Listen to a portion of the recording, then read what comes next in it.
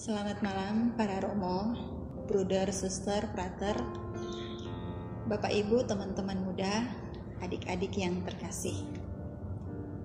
Kembali lagi kita akan bersama-sama membaca dan mendengarkan sabda Tuhan melalui Injil Markus. Mari kita siapkan perikop bacaan kita dari Markus bab 8 ayat 27 sampai dengan bab 9 ayat 13. Bab 8 ayat 27 sampai dengan bab 9 ayat 13.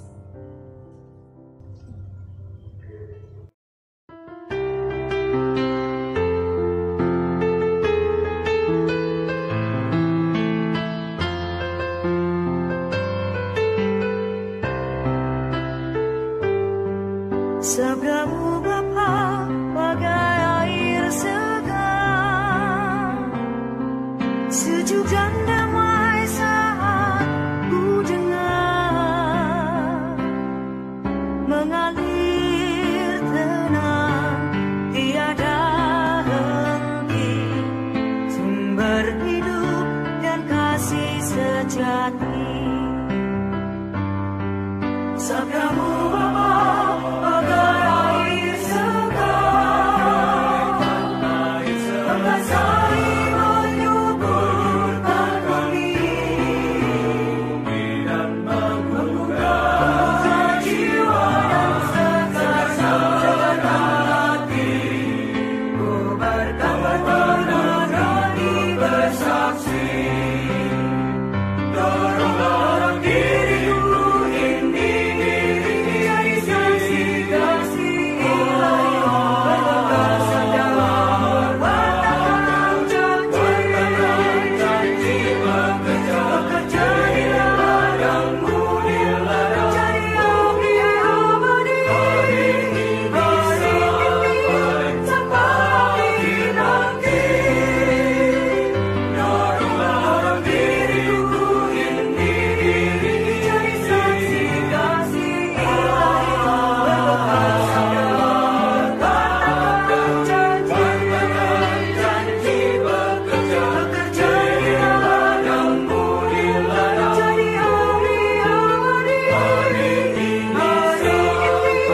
abadi sampai nanti.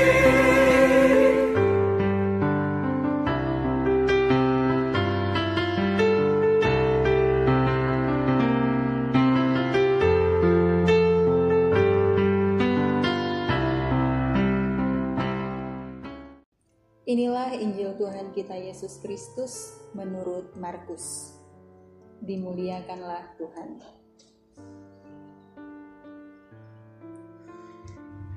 Kemudian Yesus beserta murid-muridnya berangkat ke kampung-kampung di sekitar Kaisarea Filipi. Di tengah jalan, ia bertanya kepada murid-muridnya. Katanya, "Kata orang, siapakah aku ini?" Jawab mereka, "Ada yang mengatakan Yohanes Pembaptis. Ada juga yang mengatakan Elia. Ada pula yang mengatakan seorang dari para nabi." Ia bertanya kepada mereka, "Tetapi apa katamu? Siapakah aku ini?" Maka jawab Petrus, "Engkau adalah Mesias." Lalu Yesus melarang mereka dengan keras supaya jangan memberitahukan kepada siapapun tentang Dia.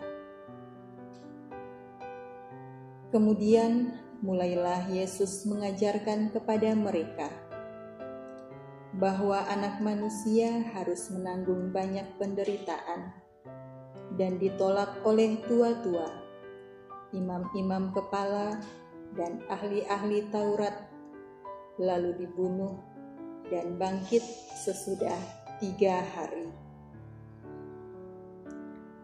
Hal ini dikatakannya dengan terus terang. Tetapi Petrus menarik Yesus ke samping dan menegur dia. Maka berpalinglah Yesus, dan sambil memandang murid-muridnya, ia memarahi Petrus, katanya, "Enyahlah iblis, sebab engkau bukan memikirkan apa yang dipikirkan Allah, melainkan apa yang dipikirkan manusia." Lalu Yesus memanggil orang banyak dan murid-muridnya dan berkata kepada mereka, "Setiap orang yang mau mengikut aku, ia harus menyangkal dirinya, memikul salibnya dan mengikut aku. Karena siapa yang mau menyelamatkan nyawanya, ia akan kehilangan nyawanya. Tetapi barang siapa kehilangan nyawanya karena aku dan karena Injil, ia akan menyelamatkannya. Apa gunanya seorang memperoleh seluruh dunia, tetapi ia kehilangan nyawanya? Karena apakah yang dapat diberikannya sebagai ganti nyawanya? Sebab barang siapa malu karena aku dan karena perkataanku di tengah-tengah angkatan yang tidak setia dan berdosa ini, Anak Manusia pun akan malu karena orang itu, apabila ia datang kelak dalam kemuliaan Bapanya, diiringi malaikat-malaikat kudus. Katanya lagi kepada mereka, "Aku berkata kepadamu, sesungguhnya di antara orang yang hadir di sini, ada yang tidak akan mati sebelum mereka melihat bahwa kerajaan Allah telah datang dengan kuasa."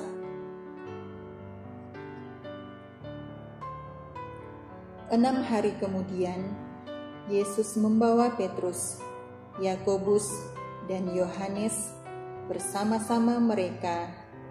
Ia naik ke sebuah gunung yang tinggi. Di situ mereka sendirian saja. Lalu Yesus berubah rupa di depan mata mereka, dan pakaiannya sangat putih berkilat-kilat. Tidak ada seorang pun di dunia ini yang dapat mengelantang pakaian seperti itu. Maka nampaklah kepada mereka Elia bersama dengan Musa. Keduanya sedang berbicara dengan Yesus. Kata Petrus kepada Yesus, "Rabi, betapa bahagianya kami berada di tempat ini. Baiklah, kami dirikan 3 kemah, 1 untuk engkau, 1 untuk Musa, dan 1 untuk Elia." Ia berkata demikian sebab tidak tahu apa yang harus dikatakannya, karena mereka sangat ketakutan.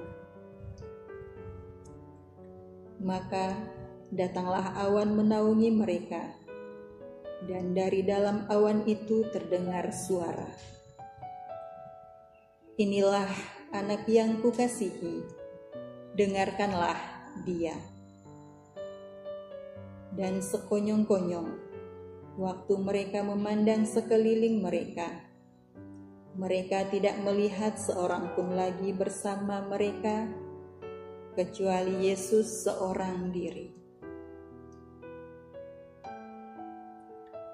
Pada waktu mereka turun dari gunung, Yesus berpesan kepada mereka, supaya mereka jangan menceritakan kepada seorang pun apa yang telah mereka lihat itu, sebelum Anak Manusia bangkit dari antara orang mati. Mereka memegang pesan tadi sambil mempersoalkan di antara mereka apa yang dimaksud dengan bangkit dari antara orang mati. Lalu mereka bertanya kepadanya, "Mengapa ahli-ahli Taurat berkata bahwa Elia harus datang dahulu?" Jawab Yesus, "Memang Elia akan datang dahulu dan memulihkan segala sesuatu. Hanya bagaimanakah dengan yang ada tertulis mengenai Anak Manusia, bahwa ia akan banyak menderita dan akan dihinakan. Tetapi aku berkata kepadamu, memang Elia sudah datang, dan orang memperlakukan dia menurut kehendak mereka, sesuai dengan yang ada tertulis tentang dia."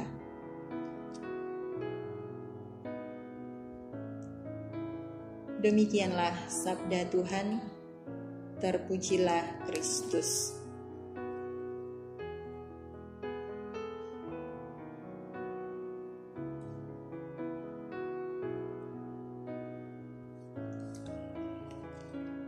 Bapak, Ibu, saudara-saudari yang terkasih, setelah membaca dan mendengarkan sabda Tuhan, mari sekarang kita bersatu dalam doa.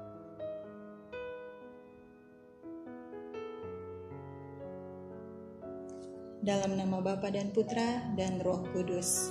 Amin.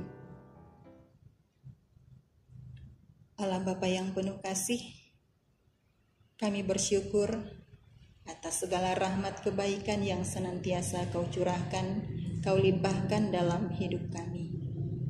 Kami bersyukur atas sabda-Mu yang senantiasa menjadi pedoman dan menuntun langkah hidup kami. Semoga kami senantiasa mampu berpegang teguh pada sabda kehidupan, yakni Yesus Putra-Mu, dan mengajarkan serta membagikan rahmat cinta kasih-Mu kepada sesama kami, dimanapun kami berada. Sebab Engkaulah Tuhan kami, kini dan sepanjang segala masa. Amin. Dalam nama Bapa dan Putra dan Roh Kudus. Amin. Bapak, Ibu, saudara-saudari yang terkasih, demikian kebersamaan kita dalam membaca dan mendengarkan sabda Tuhan pada malam hari ini. Terima kasih atas kebersamaan kita semua. Selamat malam, selamat beristirahat, jaga kesehatan selalu, dan berkah dalam.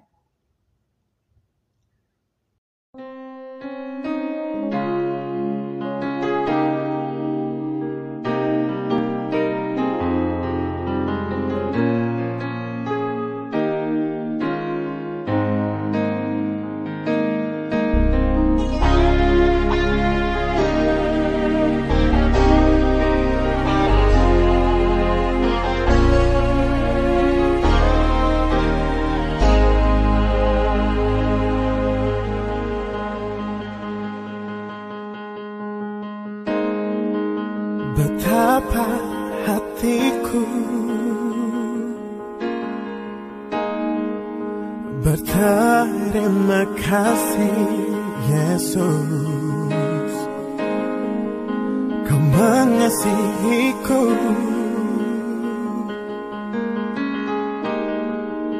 Kau memilikiku. Hanya ini Tuhan persembahanku, segenap hidupku, jiwa dan ragaku. Sebab tak ku miliki harta kekayaan yang cukup berarti untuk ku persembahkan. Hanya ini Tuhan permohonanku, terimalah Tuhan persembahanku.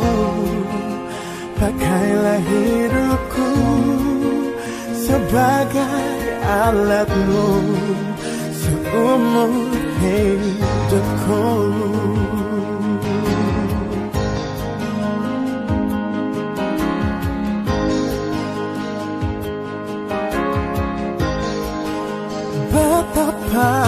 hatiku. Berterima kasih Yesus, Kau mengasihiku, Kau memilikiku. Hanya ini Tuhan persembahanku, segenap hidupku, jiwa dan ragaku. Sebab tak ku miliki harta kekayaan yang cukup berarti untuk ku persembahkan. Hanya ini Tuhan permohonanku, terimalah Tuhan persembahanku. Pakailah hidupku sebagai alatmu seumur hidupku.